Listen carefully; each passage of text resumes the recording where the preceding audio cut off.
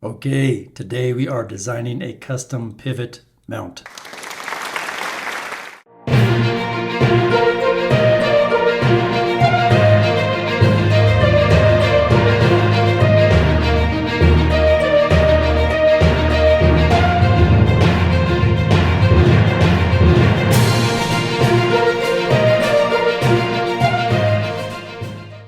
So some context, about 2 years ago, I designed and built this custom air purifier / white noise machine, but it's not adjustable as far as tilting forward and backward.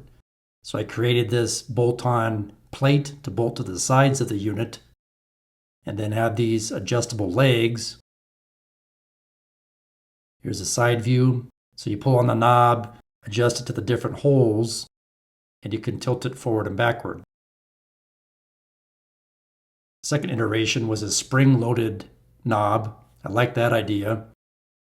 So here's a 3D model I settled on. So the unit actually bolts on the underside of the air purifier and has a spring-loaded knob on each side. The frame would be made out of steel. Someday I'll try to get around to fabricating this. Please like, share, subscribe, leave me a comment, and thanks for watching.